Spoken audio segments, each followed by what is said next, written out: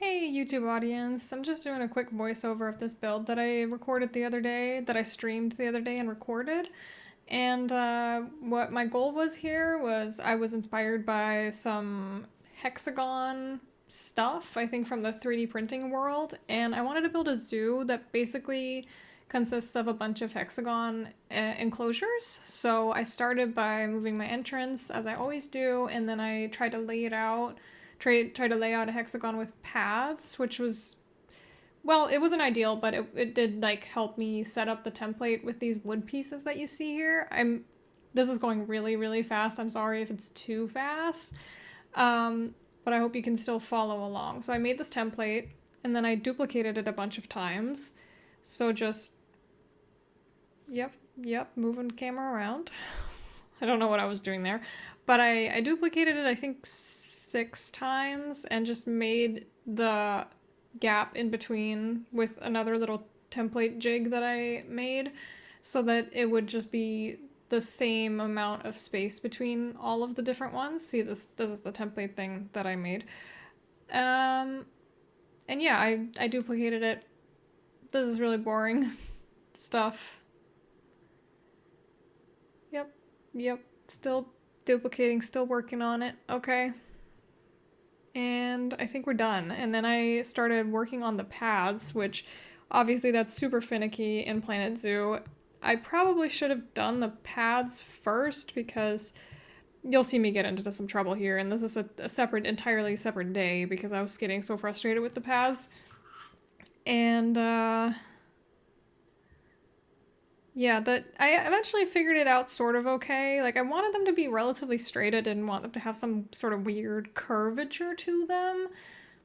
That I think is what I settled on, and that was fine. And then I did one more arm at the bottom there, but I'm not gonna get to 6 enclosures anytime soon, so I stopped that and I built my staff essentials thing that I just have a template for. And I built a little building for it just to make it a little prettier. Hopefully, I achieved that. Gave that some color that I later had to change because sunrise makes the colors weird, and I gave it a roof, obviously. And then, yep, gave the roof some trim on it, I guess. And then I made a little fake rock wall because I figured like a real zoo would probably hide their buildings a little bit better.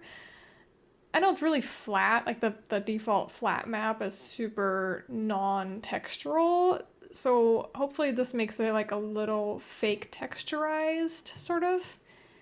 And that's the building done. And then I looked up what the most common zoo animals are, and I figured out that that's actually a type of goat, not this goat, but a different type of goat, and the peafowl. So I started with the goats because I wanted them on that side for some reason. I can't really remember what my reasoning was for that.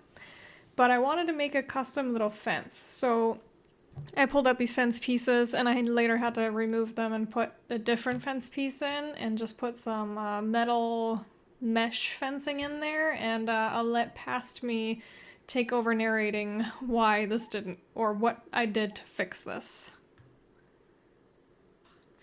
This is not great. Now we also have a problem because this area right here is really far away from the path. Okay, so never mind. Going back on what I said, I'm gonna have to... Oh, but that's not what I meant. Actually, yeah, no, I can do that. That's fine. What I have to do is switch out this piece for a non-snappable, like a non-snap to grid type piece of wood. Because I think what the game is upset about is that this is a piece of wood that can be snapped to stuff. So if I go back and search for this, see, this is the snappable one. And this one is, no, this one's also snappable. This one is not. So if I take this, the game will not get upset about what I'm trying to do. I just have to do 2 pieces instead of 1, which is fine by me. We just move it back to the spot here, and we get a second one. and it looks the same, but I bet the game's not going to get upset with me about trying to move multiple whatevers at the same time. Alright. Let's see. Now that I've built one complete wall, can I move this whole thing? Yes, I can. Okay, so that's like one of those little things about Planet Zoo where it just will get upset at you for things that are really not a big deal or shouldn't be a big deal, but clearly they are. So that's it. I guess when you have 400 hours in this game, you sometimes figure out little things that it likes or doesn't like.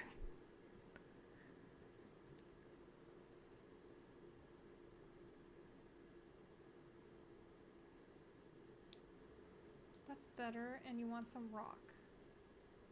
Which we can definitely... And unfortunately, from this point on, I had some internet issues, apparently, where Twitch was not recording or uploading to Twitch, but I didn't notice at the time, so surprise, surprise, when I downloaded it, this is what I got. But you can still tell, like, what I did. I sort of fixed the fence a little bit more, where I made a lower area for people to view it better, and a higher area for just, like, more fence stability, I guess. And other than that, I put the goats in the enclosure, I put the right ground cover in there, and some enrichment so far. Temperate. There we go, temperate rock. And then I kind of started going to town, making like the enclosure look pretty, adding trees, adding rocks, you know, all those sorts of things, just to make it a little bit prettier.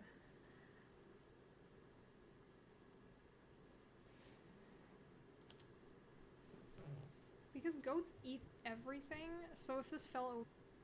it's not really a great spot for one. I don't really love putting stuff in the path, but if I... And unfortunately, because of the Twitch recording problem, there's not a really pretty shot of it at the end.